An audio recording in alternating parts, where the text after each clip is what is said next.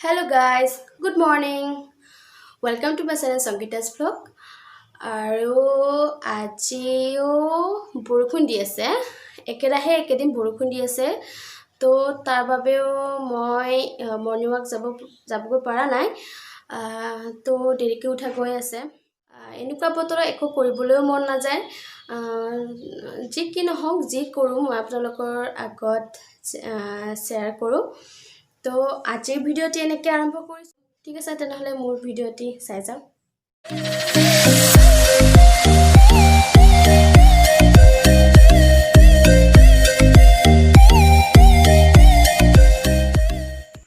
আজি ৰাতিপুৱা পইতা ভাত খালোঁ দালি বটিছিলোঁ দালি বটা আৰু পিয়াজ অকণ খাইছোঁ মোৰ কিন্তু বহুত ফেভাৰেট হয় এইটো খানা আপোনালোকৰ ফেভাৰেট নে মোক কমেণ্টত জনাব আজি অমিতা বনাম বুলি ভাবিছোঁ এনেতো দালিত দি অমিতা নহ'লে খাৰ অমিতাৰ খাৰ এনেকৈ বনাই আজি অলপ বেলেগ টাইপকৈ বনাব লৈছোঁ অমিতাখিনি এনেকৈ বইল কৰি লৈছোঁ 3-4টা চিটি দিছোঁ মই অলিভ এক্টিভ তেলটো ব্যৱহাৰ কৰিছোঁ ভাল লাগিছে ব্যৱহাৰ কৰি এইটো আপোনালোকে ব্যৱহাৰ কৰিব পাৰিব আৰু মই এতিয়া তেলটো গৰম হোৱাৰ পিছত সোৱাদ অনুযায়ী নিমখ দিলোঁ আৰু মই কেইটামান নহৰু থেতেলি লৈছিলোঁ সেই থেতেলি লোৱা নহৰুখিনি মই তেলত দিলোঁ তাৰপিছত যিখিনি মই বইল কৰি লৈছিলোঁ অমিতা সেইখিনি মই ইয়াত দি দিলোঁ দি এতিয়া অকণমান টাইম ভাজিব লাগিব এনেকৈ অলপ টাইম ভাজিলোঁ আৰু আপোনাৰ পৰিমাণ অনুযায়ী হালধি অকণো দিছিলোঁ মই হালধি দি অকণমান তেনেকৈ লৰাইছিলোঁ লৰাৰ পিছত মই নৰসিংহৰ পাত দিছিলোঁ নৰসিংহৰ পাতটো দিলে স্মেলটো ধুনীয়া হয় আৰু মই খুবেই ভাল পাওঁ এনেকৈ দিলে আপোনালোকেও দিব পাৰিব আৰু এনেকৈ অলপ টাইম ভজাৰ পিছত যিখিনি মই বইল কৰা পানী আছে অমিতাখিনি সেই পানীখিনিয়ে মই ইয়াতে দিছোঁ তেতিয়া উপকাৰী হয় অমিতাৰ বইল কৰা পানীখিনি এনেকৈ দি অকণমান টাইম উতলিব দিম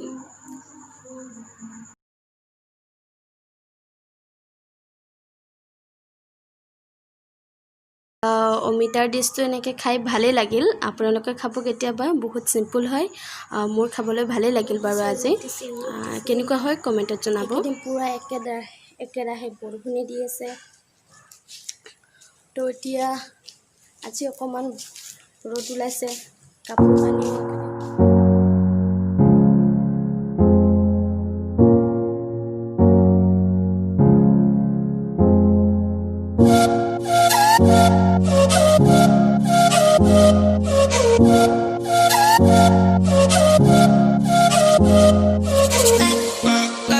ওলাইছে এতিয়া চকুতে মিলিব পৰা নাই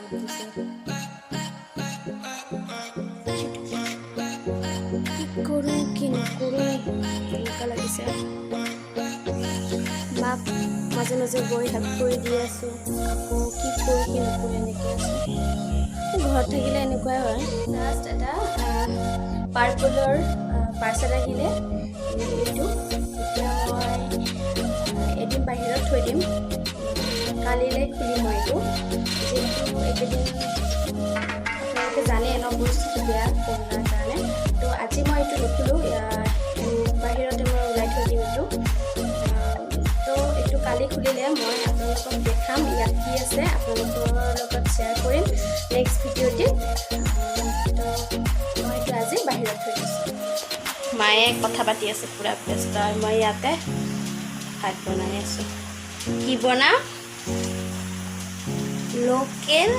মুৰ্গী আৰু মায়ে পূৰা বহি ডিৰেকশ্যন দি আছে মোক